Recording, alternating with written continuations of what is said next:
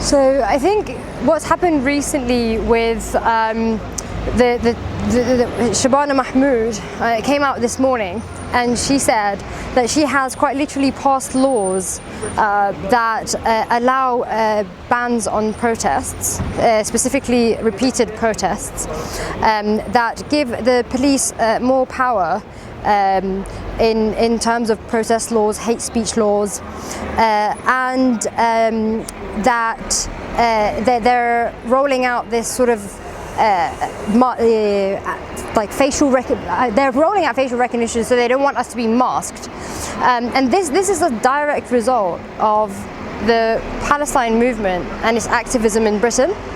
So instead of obviously, our government listening to us, they're using the anti-Zionist movement to push this police state, and it's happening. She announced that the laws have been passed already, and they're going to be enacted. So what that means is that the anti-Zionist movement is actually at the front line of defending our civil liberties, free speech, right to assembly in Britain. So it's either that people rally around this and defend our collective rights, or unfortunately we're all going to lose. Another part of this is the anti-terror laws. Another part of this is the terrorism legislation being used against British citizens, especially dissidents, pro-Palestinians. So, we've been here today with Majid Freeman in court. He's been charged under the Terrorism Act for tweets. Palestine Action cases ongoing for, again, these are British activists and groups that are being labelled as terrorists.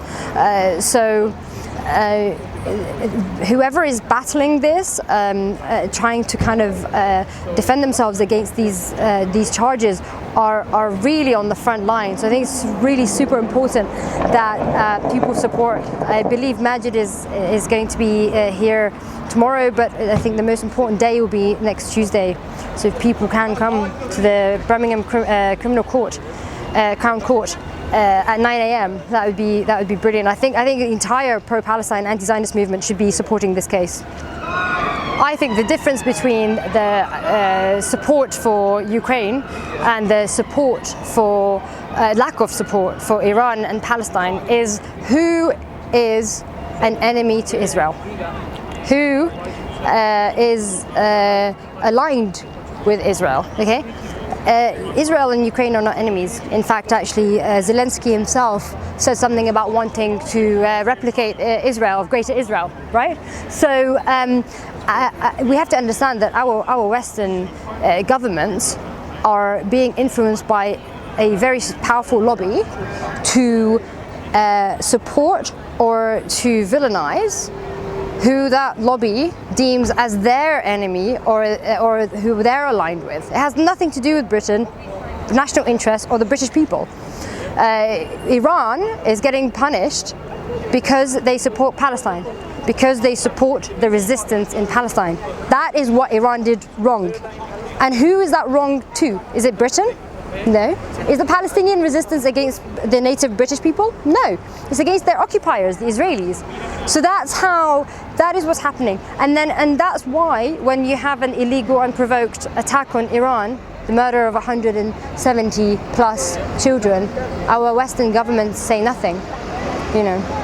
I think the US military bases and personnel are part of the Greater Israel Project.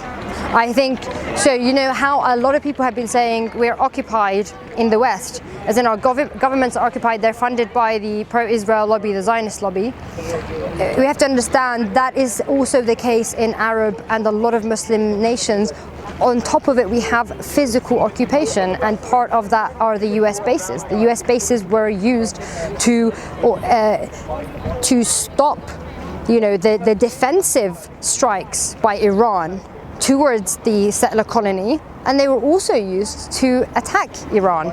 So Iran had every right to defend itself against any target, military target, that was being used to murder their civilians and illegally attack them. We have to understand, Iran was attacked illegally. There's nothing to discuss after that. So then we have to argue that they have a right to defend themselves. They were it wasn't even it's not like the two people came and they were going to war. This is an illegal attack. So actually, I think if anything, Iran have actually handled themselves with, they're the ones who are trying to show us what international law it looks like, you know. It's the West that has lost its humanity totally and now losing all of its freedoms just so that it can maintain aligned with Israel. We can't call it out for what it is because there is one, a taboo with saying the Jewish word. Number two, you get too close. You're over the target if you go there because you're really identifying the root cause. Even though, you know, if you look at publications, British and Arab, even I don't like to say Israeli publications because they don't have to be able to say something so that we can say it, but also them, they also mention it. But when you mention it, what you do is you break the victim narrative. Okay, so you can't have supremacy and victimhood. You can only have one. So I think that's why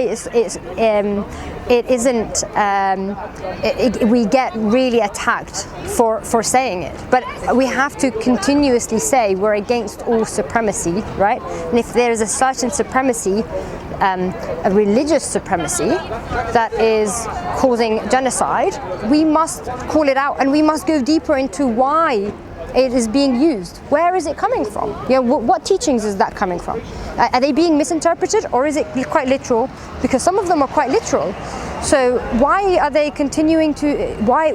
Okay, some people might say there's harmful teachings in some places, but if we're at a point where quite literal teachings are being taken and used to commit mass murder of men, women, and children, there is no other way around the point that we must acknowledge, and we need to talk about these teachings. We as humanity cannot move forward with a system that puts this like a two-tier where just one group are above everybody else. That's why I don't talk about the Palestinian cause in terms of it's an Islamophobic, you know, the aggression on Palestinians as Islamophobic. There's Palestinian Christians, Muslims. It isn't a racial thing. There's Palestinians, they could be either Arabs, there's Lebanese being murdered by the same entity, Persians, Iranians are being murdered. This is not a racial thing either. You have Israeli settlers. They can be from Europe, they can be from Ethiopia, they can be from China, they can be from Yemen, and they still get more rights than Palestinians because they don't belong to the same religion. So that's why they don't want us to talk about that. When you talk about that supremacy, that two-tier part, it shows everybody in the world how if you don't belong to the top tier, you're here with the Palestinians. And it's a universal fight for universal human rights, for equality against supremacy. We're just going to keep fighting. Look, they want to silence us. They've tried to silence Majid. They've tried to do the same for me.